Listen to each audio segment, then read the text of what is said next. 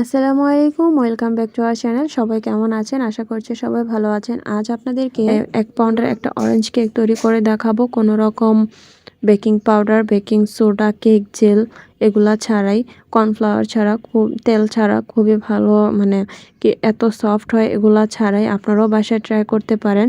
আমার আজকের এই কেকের রেসিপিটা নো ফেল রেসিপি। বাসায় অবশ্যই এভাবে একবার ট্রাই করে দেখবেন, আশা করছি নিরাশ হবেন না। তো এভাবেও যে এগুলা ছাড়া কেক হয় আপনারা মানে কি বলবো, ভিডিওটা দেখলেই বুঝতে পারবেন। তো আজকের এই কেকের ভিডিওটা দেখে যারা বাসায় ট্রাই করবেন তারা কিন্তু অবশ্যই কমেন্ট করে জানাবেন যে আপনারা বাসায় ট্রাই করেছেন। তাহলে চলুন মূল রেসিপিতে চলে যাই। তো এখানে আমি 2টা ডিমের সাদা অংশ নিয়েছি এবং কুসুম 2টা আলাদা করে নিয়েছি। তো এই তো দেখতে পাচ্ছেন 2টা কুসুম আলাদা করে নিয়েছি এবং 2টা ডিমের সাদা অংশটাও আলাদা করে নিয়েছি। নেওয়ার পরে এর জন্য আমি হাফ কাপ পরিমাণ চিনি নিব। এই তো হাফ কাপ পরিমাণ চিনি এখানে নিয়ে নিয়েছি। তো আসলে কেক যে এগুলা ছাড়াও সুন্দর হয়, পারফেক্ট স্পঞ্জি হয়, সেটা আজকের ভিডিওতে আপনারা দেখতে পারবেন। তো প্রথমে ডিমের কুসুম সাদা অংশটাকে আমি ব্লেন্ডারে ব্লেন্ড করে নিচ্ছি। তো দেখতেই পাচ্ছেন যেহেতু বাটিটা বড় তাই ডিমের সাদা অংশটাকে ব্লেন্ডারে নিতে পারতেছে না, যাই একটু কাট করে নিলাম। তো এখন দেখতে পাচ্ছেন একটু যখন ফেনা ফেনা হয়ে আসতেছে তখন আমি চিনিটা অল্প অল্প করে মিক্স করব। তো চিনিটা কিন্তু একবারে মিক্স করতে যাবেন না, তো আমি এখানে এটা 3বারই দিয়ে দিলাম। তো চিনিটা দেওয়া হয়ে গেলে আমি ভালো করে মানে বিটিং করে নেব যতক্ষণ না পর্যন্ত চিনিটা গলে যায়। চিনিটা গলে যাওয়া পর্যন্ত আমি কিন্তু এইভাবে বিট করব। তো এতে দেখতে পাচ্ছেন অল্প অল্প করে কিন্তু ফোম হয়ে এসেছে। তো এখন আমি ডিমের সাদা অংশ কুসুমটাকে আমি দিয়ে দিলাম। দিয়ে এখন আবারও ভালো করে এটাকে বিট করব যতক্ষণ না পর্যন্ত আমার চিনির কোনো কচকচানি ভাব থাকবে না। একটু মাঝে মধ্যে চেক করে নেবেন স্প্যাচুলা দিয়ে। তো এই তো আমি যেহেতু অরেঞ্জ কেক বানাবো, তো এখানে অরেঞ্জ ইমানশন দিয়ে দিয়েছিলাম হাফ চা চামচ পরিমাণ। আমি কোনো চামচ দিয়ে মাপ দিইনি, আমার বানাতে বানাতে আইডিয়া হয়ে গিয়েছে। আপনারা হাফ চা চামচের 1 চা চামচ দিয়ে দিবেন। এখানে হাফ চা চামচ অরেঞ্জ ইমালশন দিয়েছি। দেওয়ার পরে যেহেতু একটু কালারের জন্য আমি এখানে একটু রেডম্যানের ইয়েলো কালারটা একটু দিচ্ছি। তো আমার কেন জানি এই কালারটা খুবই ভালো লাগে অরেঞ্জ কেকের জন্য। তো একটু ইয়েলো কালার দেওয়ার পরে আবারও এটাকে ভালো করে বিট করে নিচ্ছি ততক্ষণ না পর্যন্ত ডিমটা একটু থিকনেস হয়ে যাচ্ছে। এবং এই তো দেখতে পাচ্ছেন লেখাটা খুবই দেরিতে মজে যাচ্ছে। তো এই অবস্থায় কিন্তু আমি বিটিংটা অফ করে দিয়েছি। দেওয়ার পরে আমি এখন হাফ কাপ পরিমাণ ময়দা নিয়েছি।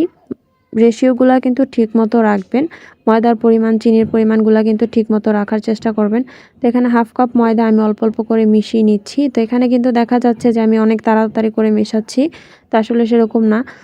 ভিডিওর স্পিড বাড়ানোর কারণে আলতো হাতে যারা নতুন আছেন তারা কিন্তু একটু আস্তে আস্তে মেশাবেন। আর আমরা যেহেতু বানাতে বানাতে অভ্যাস হয়ে গিয়েছে, আমরা এরকম জোরে নাড়লেও আমাদের কোনো সমস্যা হয় না, ডিমের ফোমটা নষ্ট হয় না।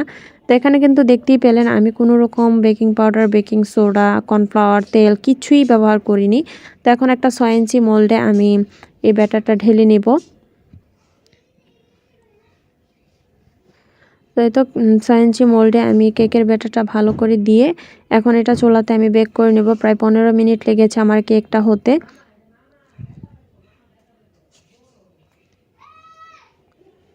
তো এই তো 15 মিনিট পর চলে আসলাম। আমার কেকটা দেখতে পাচ্ছেন মাশাআল্লাহ কতটা সুন্দর হয়েছে, অনেকটা ফুলেছে। তো এখন এটাকে আমি মোল্ড আউট করে নিচ্ছি।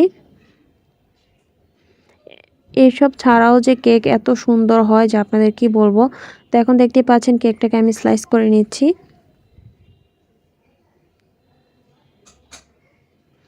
তো এই তো দেখতে পাচ্ছেন কেকটাকে আমি স্লাইস করে নিচ্ছি। কেকটা কতটা সফট হয়েছে আপনারা কিন্তু দেখেই বুঝতে পারতেছেন। তো এই তো এখানে 3টা স্লাইস করে নিয়েছি। অবশ্যই কেকগুলা স্লাইসের পরিমাণটা দেখতেই পাচ্ছেন আর কেকটা কতটা সফট হয়েছে এটা আর আমার বলে বোঝানোর দরকার নেই, আপনারা নিশ্চয়ই দেখে এগুলো বুঝতে পারতেছেন। তো কেক বানাতে কিন্তু হাবিজাবি এত কিছু লাগে না, অল্প কয়েকটা জিনিসই কিন্তু কেক সুন্দরভাবে আপনারা বানাতে পারবেন যদি আপনাদের টেকনিকটা জানা থাকে। তো এখন আমি একটা 8 ইঞ্চি সাইজের একটা বোর্ড নিয়েছি। তো এটা হচ্ছে একটা নর্মাল ডিজাইনের ছিল, কাস্টমার যেভাবে আমাকে বলেছিল। তো একটু ক্রিম লাগিয়ে প্রথম পার্টটা আমি দিয়ে দিয়েছি। দেওয়ার পরে এখানে সুগার সিরাপ নিব। এখানে 1/3 কাপ পানিতে 2 টেবিল চামচ চিনি নিয়ে আমি এই সুগার সিরাপটা বানিয়েছি। অবশ্যই এটা কোনো জাল দেওয়ার কোনো প্রয়োজন নেই। জাস্ট চিনিটা গলে গেলেই হলো। তো এখানে হুইপ ক্রিম দিয়ে দিচ্ছি। তো এবার আমি দ্বিতীয় লেয়ারটাও বসিয়ে দিব। দেওয়ার পরে আবার এখানে সুগার সিরাপ দিব। দেওয়ার পরে আবার হুইপ ক্রিম দিয়ে দিব। এভাবে প্রতিটা লেয়ারে আমি করে নিব। তো আজকের এই মানে কেকের রেসিপিটা আপনাদের কাছে কেমন লাগলো অবশ্যই কিন্তু কমেন্ট করে জানাবেন, আর বাসায় অবশ্যই ট্রাই করবেন। এখানে তৃতীয় লেয়ারটা দিয়েও আমি এখানে বসিয়ে দিলাম।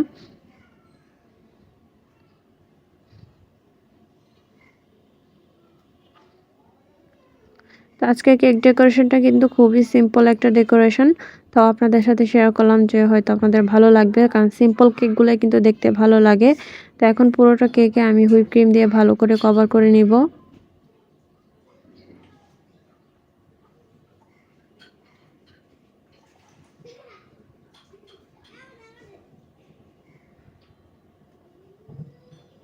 তা একটা প্যালেট নাইফ দিয়ে আমি কেকটা ভালো করে ফিনিশিং নিয়ে আসব।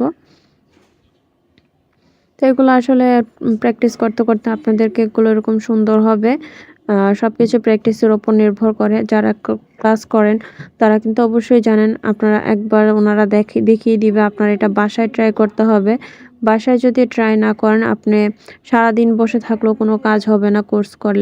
কোর্স করে অবশ্যই কিন্তু বাসায় প্র্যাকটিস করতে হবে। তাই তো ফিনিশিং আনা হয়ে গেলে আমি এখানে একটি স্ট্রবেরি রেড কালারের সাথে সামান্য একটু ইয়েলো কালার নিয়ে আমি এই কালারটা তৈরি করেছি। মানে 1 ফোঁটার থেকেও কম একটু ইয়েলো কালার দিয়েছি রেড কালারের সাথে। তো এখন একটা মানে প্যালেট নাইফ দিয়ে আমি উপরে যে স্পাইরাল ডিজাইনটা এটা করে নিচ্ছি। এই ডিজাইনের কেকটা কিন্তু করতে খুবই ভালো লাগে আমার কাছে। দেখতে পাচ্ছেন উপরে খুব সুন্দর একটা ডিজাইন হয়ে গেছে, এবং সাইডে বর্ডারের জন্য আমি আবার আরেকটু ক্রিম লাগিয়ে দিচ্ছি। তো ডিজাইনটা এরকম ছিল, যার কারণে নিচেও আমি আবার এই কালারটা দিয়ে দিয়েছি।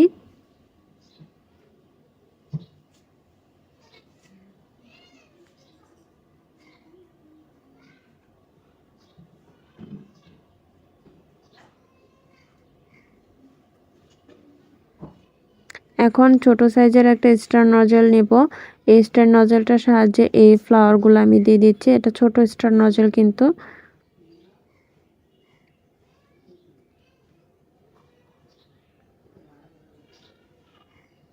এখন নিচের বর্ডারটা এভাবে আমি দিয়ে দিব সেম নজলটা দিয়েই, এবং সব শেষে উপরে কিছু সুগার বল দিয়ে দিব। দিয়ে আমি কেকের ডেকোরেশনটা কমপ্লিট করে নিয়েছি। তো আজকের এই সিম্পল কেক ডেকোরেশনটা আপনাদের কাছে কেমন লাগলো অবশ্যই কিন্তু আমাকে কমেন্ট করে জানাতে ভুলবেন না।